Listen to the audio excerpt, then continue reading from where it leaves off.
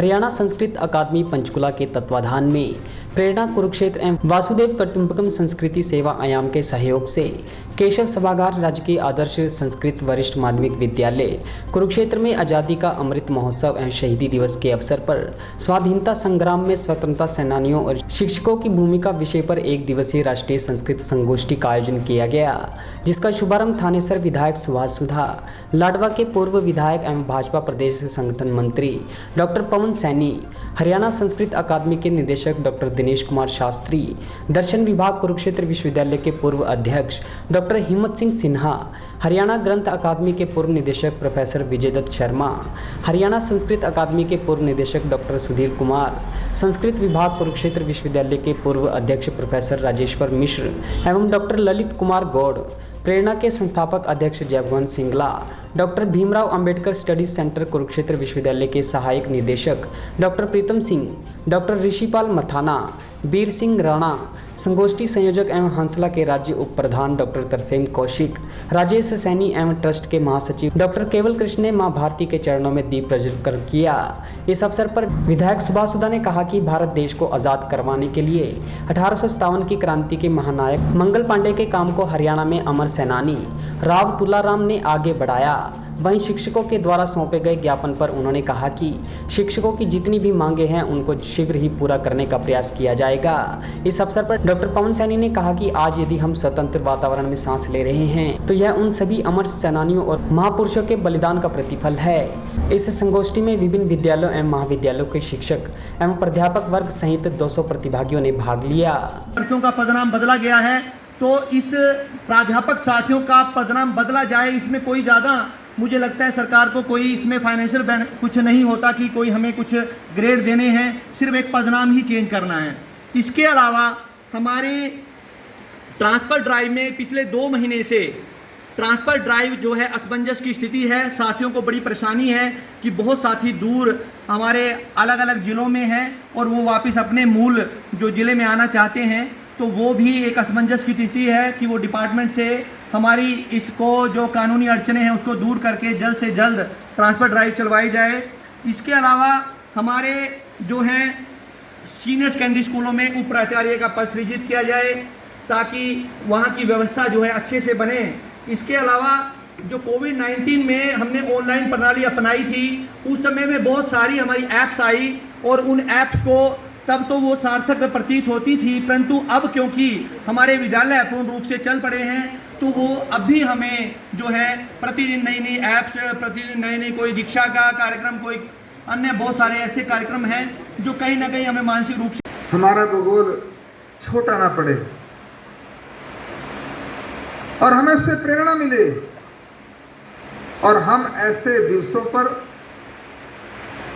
आज हरियाणा शहीदी दिवस भी है, हम उन दिवसों के ऊपर उनके ऊपर संकल्प लें। क्या वास्तव में इस दिवस के ऊपर जो मैं संकल्प लेना चाहता हूं, क्या उसको मैं फलीभूत करूंगा नहीं करूंगा? कमी यही है। मैं डॉक्टर सिन्हा जी से आपसे में चर्चा कर रहे थे, बोले हम गाया करते थे विजयी विश्व तिरंगा प्यारा, झंडा ऊंचा रहे हमारा।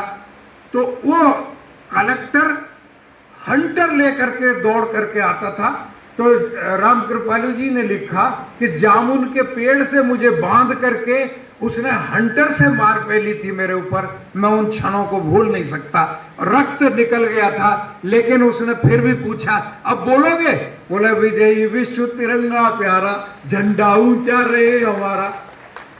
मैं उनके चरणों में बैठ करके जब अध्ययन किया, वो भावना उनको सुन करके उद्दीप्त हो जाती थी। खैर उनके जीवन अवस्था बड़ी हो गई थी उनकी और साइज बहुत छोटा था, लेकिन जब गुरुजी अपनी बातें बताते थे तो उनको देख करके, और फिर मेरठ में ये रैली निकाली। उस समय कांग्रेस की सरकार थी, हम तो खैर सबको आदर करते हैं कि संस्कृत सुरक्षा समिति संस्कृत को त्रिभाषा फॉर्मूले में से जब हटाया था, झंडा ले करके चली वो रैली, मेरे गुरु लोग जुड़े हुए थे। बोले तुम पीछे पीछे रहो। मैंने कहा क्यों? बोले ये जो आगे होंगे उनकी गिरफ्तारी हो सकती है। मैंने वो झंडा पकड़ लिया सबसे आगे जा करके और मैं उस झंडे को लेकर बढ़ गया था। मैंने कहा मैं जेल देखना चाहता हूँ, कैसी होती है जेल। स्वतंत्रता के आंदोलन के लिए मैं बढ़ना चाहता हूँ। बोल रहे राजन, ये तो बाधित बाधित होना चाहिए, आत्मनेपदी धातु है। तो जब आम भाषा थी तो ऐसी क्या स्थिति हुई कि संस्कृत अकादमी का गठन करना पड़ा सरकार को। संस्कृत की यह स्थिति हुई, उसके लिए जिन सज्जन ने यहां पर भाषण दिया था मुझे दिखाई नहीं दे रहे, मैं धन्यवाद करता हूं। उन्होंने ये बात बिल्कुल ठीक कही और ये बात संस्कृत समाज को माननी चाहिए और मानेंगे तभी आगे हल हो सकता है, वरना हल नहीं हो सकता।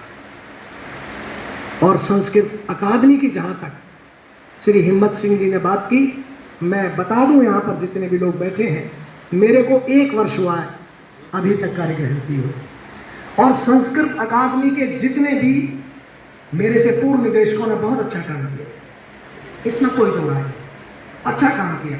मैं तो उनके कामों को केवल पूरा कर रहा हूँ। 4 साल की बच्चों की जो भी स्कॉलरशिप थी वो 15 दिन में खाते में गई। मैं प्रशासनिक बात बता रहा हूँ पहले आप। और विद्वानों के 4 साल के सम्मान थे वो सारे के सारे पार हुए। उसके बाद अभी 15 दिन में फिर दूसरे विद्वानों के हो जाएंगे।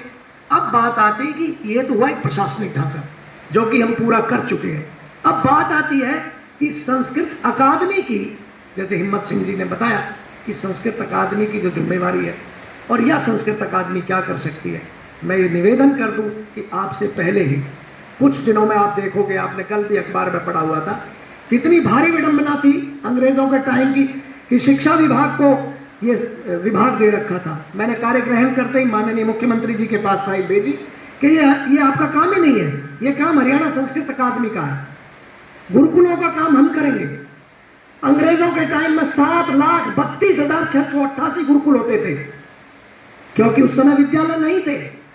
उस समय जो भी बच्चा था गुरुकुल पद्धति से आता था। आखिर क्या ऐसी स्थिति रही कि हमारे गुरुकुल ही खत्म हो गए। वहां पर लॉर्ड मैकाले, डॉक्टर साहब जो आपने निवेदन किया था, आपने जो आग्रह किया था, वो ये विषय था कि लॉर्ड मैकाले ने जो शिक्षा पद्धति दी, वो जो डॉक्टर साहब कह रहे थे कि भैया इनकी रीढ़ की हड्डी तोड़ दो तब जाकर के बात बनेगी। तब इस संस्कृत का ही सबसे ज्यादा विनाश हुआ। पर ये मातृशक्ति थी, इसका विनाश तो नहीं हुआ, ऊपर ऊपर से हुई, फिर फूट करके आई। तो जब 7,32,600 का प्रचार प्रसार बंद कर दीजिए, तो शिक्षक ने सोचा कि वह उसके पास तो बौद्धिक बल था। उसने कहा बहुत अच्छी बात है, हम हिंदी के और संस्कृत के लोग सब जानते हैं कि हमारे पास एक और भी बहुत बड़ा हथियार है, वो है अलंकार शास्त्र। श्लेष अलंकार है। श्लेष अलंकार के बहुत सारे अर्थ होते हैं, ये अब सभी आप हमारे बंधु जानते हैं, जितने साथी बैठे हैं। उन लोगों ने अगला जो कुछ लिखना शुरू किया वो इस अलंकार के माध्यम से लिखना शुरू किया, और अलंकार के माध्यम से उनका विरोध उन्होंने शुरू किया, अपने ग्रंथों के माध्यम से, पत्रिकाओं के माध्यम से, सारी चीज़ों से। फिर धीरे धीरे धीरे धीरे उन्होंने पूरे समाज को एक तरीके से तैयार किया कि नहीं, ये इनका उल्लंघन होना चाहिए। और बहुत ऐसी बातें उन्होंने लिखी इसमें। मैं आपको एक, आप हैरान होंगे, एक बहुत सुंदर तरीके की कविता थी, पंजरबद्ध शुक। अब ध्यान दीजिए आप, पंजरबद्ध शुक तो कोई सामान्य देखेगा तो भाई पिंजरे में बंधा हुआ तोता है, लेकिन जब शिक्षक लोग उसकी व्याख्या करके बताते थे लोगों को कि भाई ये पंजर सुख क्या है, तो वो कौन थी पंजर सुख? वो हमारी ये माँ थी, हमारा राष्ट्र था, हमारा राष्ट्र। इसकी तो ये हमारे शिक्षकों का सबसे बड़ा हथियार है कि हम सारे शिक्षक स्वतंत्रता आंदोलन में, उस जमाने में जो हमारे साथी थे, हमारे जो गुरुजन थे, जो आचार्य थे, उन लोगों ने कितना बड़ा योगदान दिया होगा इस स्वतंत्रता संग्राम को बताने में। और आप हैरान होंगे, हम आपको बताना चाहते हैं कि वाराणसी में और बहुत जगह स्थान में बहुत सारी गोष्ठियाँ, बहुत सारे उनके क्या नाम मंतव्य, उनका जो विमर्श होता था वो इन गुरुकुलों में होता था, जहाँ आचार्य भी साथ में होते थे और बहुत सारे स्वतंत्रता संग्राम सेनानी। आप हैरान होंगे, मैं एक और आपके आचार्य का नाम लेना चाहता हूँ, जो शिक्षक थे, 11 वर्ष उन्होंने पढ़ाया था, लेकिन जब उन्होंने लगा कि नहीं ये तो शायद हमारे प्रति अन्याय हो रहा है, तो उन्होंने शिक्षक का कार्य छोड़ करके स्वतंत्रता आंदोलन में प्रवेश कर गए, और स्वतंत्रता आंदोलन में प्रवेश करके उन्होंने वही काम किया जो एक शिक्षक कर सकता है। तो और अगर यहाँ ईसाइयत का प्रचार करना है तो यहाँ के समाज को उनके अस्तित्व से, उसके पुरातन समाज से काटना पड़ेगा, उसके इतिहास को विकृत करके आने वाली पीढ़ियों को परोसना पड़ेगा, यहाँ के धर्म संस्कृति, यहाँ के ग्रंथ, उनको विकृत करना पड़ेगा। और उसी की प्रस्ताव के आधार पर जेम्स मिल, विलियम जोन्स और मैक्स मुलर मैकाले ने उसके प्रस्ताव को सिरे चढ़ाया। और जो शिक्षा हमको मिली, हमने उनके द्वारा लिखे गए इतिहास को पढ़ा, उसके द्वारा दिए गए सारे शिक्षा जगत में जो उन्होंने विचार दिया, उन्हीं विचारों को लेकर के हम आगे बढ़े। हम क्या बन गए? हमने अपने महापुरुषों के बारे में गलत पढ़ना शुरू किया। जो समाज जैसा हमको पढ़ाया गया वैसा हमने पढ़ा, और कभी कभी लगने लगा ये सारी चीजें मिथ हैं, काल्पनिक हैं, ये धरती पे कभी हुई नहीं। राम जी के अस्तित्व पर प्रश्न चिन्ह खड़ा किया, श्री कृष्ण जी हुए ही नहीं, उनके जीवन पर प्रश्न चिन्ह खड़ा किया। राम से तो था ही नहीं, यहाँ के लोग राष्ट्रीयता के थे ओतप्रोत थे ही नहीं, यहाँ का समाज कभी राष्ट्रीयता था ही, राष्ट्र के भाव के साथ कभी एक था ही नहीं। और यहाँ के समाज को गुलामी मानसिकता से जकड़ दिया गया। गुलाम तो बनाया ही बनाया, लेकिन एक होता है मानसिक गुलामी। जब व्यक्ति मानसिक गुलामी का शिकार हो जाता है तो फिर संभावनाएं बदलने की, आगे बढ़ने की, प्रगति की रुक जाया करती हैं। डॉक्टर एपीजे अब्दुल कलाम की एक पुस्तक है, उस पुस्तक की कुछ पंक्तियां हैं। डॉक्टर एपीजे अब्दुल कलाम की पुस्तक है India 2020, a vision for new millennium. Bharat सन 2020, नई सहस्राब्दी के लिए एक नई दृष्टि। गुलाम की मानसिकता क्या होती है, गुलामी मानसिकता क्या होती है, डॉक्टर एपीजे अब्दुल कलाम उस 2020 नाम की पुस्तक में जिक्र करते हैं। स्वतंत्रता सेनानियों ने आज हमें ये दिन दिया है, अवसर दिया है कि इस प्रकार के खुले वातावरण में, स्वच्छंद वातावरण में हम अपने विचार रख सके। लेकिन यदि आज का संदर्भ देखें, पिछले 1.5 साल से लगभग 18 महीने से महामारी ने जिस प्रकार से एक नया समस्या को पैदा किया है, मुझे लगता है कि हम सबको उस समस्या के प्रति भी सचेत होकर के आगे कार्य करना चाहिए। आप सब शिक्षक साथी हैं, आज मैं जब विषय के बारे में पूछ रहा था सुबह क्या विषय है, तो मैंने गूगल किया स्वतंत्रता संग्राम में शिक्षकों की भूमिका। हमारे स्वतंत्रता संग्राम में शिक्षकों की भूमिका क्या है। गूगल जो कि सबसे बड़ा टीचर है आज की डेट में, तो बहुत कम लेख उसमें ऐसे देखने को मिले, ना के बराबर। मैंने यूट्यूब किया, यूट्यूब पे भी ऐसा बहुत कम साहित्य है जो इस प्रकार की वीडियो के रूप में हमारे बीच में अब देखने को मिली। वो देखने वाले लोग थे जिनके हाथ में लेखनी थी, उन लेखनी वालों ने अपनी लेखनी से इतनी ज्वाला देश के अंदर भड़का दी थी कि अंग्रेज को एक काम करना पड़ा, पाबंदी लगानी पड़ी उस पर। अब भारत सरकार ने एक किताब छापी है, उस किताब का नाम है जंगे आज़ादी के ज़ब्त शुदा तराने। वो गीत जिन पर पाबंदी लगा दी गई थी, प्रतिबंध लगा दिया गया था अंग्रेज़ों के ज़माने में। अब यहाँ इस सभागार में मेरे ख्याल से मुझे ये लग रहा है कि मैं ही अकेला ऐसा आदमी हूँ जिसने वो आज़ादी का संग्राम देखा है। 1947 से पहले का जो आज़ादी का संग्राम चल रहा था, और भारत माँ का जो कलंक है, अंग्रेजी झंडा लगा हुआ था, यूनियन जैक, रात को उसको उतारा जा रहा था और अपना झंडा वहाँ लहराया जा रहा था, और वहाँ हम मौके पर मौजूद थे। तो ये देखने वाला मेरे ख्याल से यहाँ और कोई शायद ही होगा, अगर कोई होगा तो मैं उसको मुबारकबाद देता हूँ। अब यहाँ सारी बातें कहने की ज़रूरत नहीं है, क्योंकि हमारे ललित जी ने बहुत सारी कविताएं सुना दी। ये कविताएं ऐसी थी जिससे अंग्रेज भड़क जाता था और फौरन इनको कोई बात करने वाला भी हो इन कविताओं में तो उसको जेल में डाल दिया जाता था। हमने वो ज़माना देखा है कि किसी के घर में ग्रामोफोन के रिकॉर्ड पर वंदे मातरम का रिकॉर्ड बज रहा है तो पुलिस वाले आकर के और मोटे मोटे जूते होते थे उसके नीचे उस रिकॉर्ड को तोड़ देते थे। लेकिन फिर भी लेखनी रुकी नहीं कलाकारों की, लिखने वालों की। ये हमारा सारा ऐसा वर्ग जो है, जो लेखक वर्ग है, उस वर्ग की लेखाओं, उसकी पाबंदी लगने के बाद भी उनकी लेखनी रुकी नहीं। एक आध उसमें से मैं, क्योंकि वो समय बहुत हो गया है, एक आध उसमें से अगर मैं सुनाऊँ तो आपको भी थोड़ा सा लगेगा, बड़ा जोशी भी चीज़ें लिखते थे लोग। पहले तो उन्होंने लिखा था,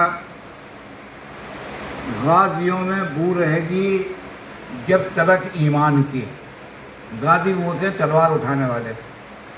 तो गाजी में अगर ईमान, थोड़ा सा भी धर्म शेष है, अगर वो लाधर्मी नहीं बना है, अधर्मी नहीं बना है, पापी नहीं बना है, अगर ज़रा सी भी इसमें धर्म की चिंगारी शेष है तो क्या होगा कि गाजियों में बू रहेगी जब तक ईमान की, तख्त लंदन तक चढ़ेगी तेग हिंदुस्तान की।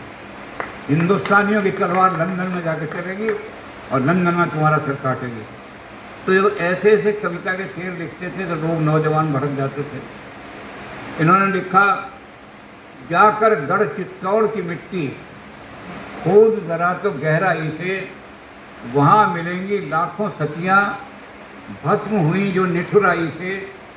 यदि पा जाएं हड्डियाँ उनकी तब मेरा संदेश सुनाना, दबे मत रहो पड़े भूमि में, वो पलट उठो पलट दो आज ज़माना। अब पानी से नहीं रक्त से चाह रही माँ करना स्नान, तोड़ दास्ता की जंजीरें करो मुक्ति का गान। जब ऐसी ऐसी कविता लिखी जाती थी। खादी, खादी एक विश्वास, खादी एक विचार, खादी एक संस्कृति और खादी एक मुस्कान। खादी जो आजादी से पहले हमारे साथ थी और आज भी है। गांधी जी का सपना है खादी। प्रधानमंत्री मोदी जी के आत्मनिर्भर भारत का विशेष हिस्सा है खादी। तो आइए इसी सपने को साकार करने के लिए हम भी अपनाएं खादी, हमारी स्वदेशी खादी,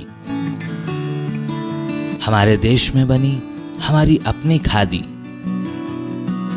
इसलिए एक एहसास है खादी। हमारे जीवन में रंग बिरंगे रंग भरने आई है खादी। आपके अपने शहर कुरुक्षेत्र में गांव मिर्जापुर आपके लिए लेकर आया है खादी के बने एक से बढ़कर एक डिजाइन, कलर्स व सभी प्रकार के वस्त्र। इतना ही नहीं, खादी ग्रामोद्योग भारत के बहुत से प्रोडक्ट जो आपकी त्वचा व शरीर के लिए उपयोगी हैं, जो आपको दें एक प्राकृतिक सुंदरता का एहसास। एक बार अपनाकर तो देखिए। खादी इंडिया।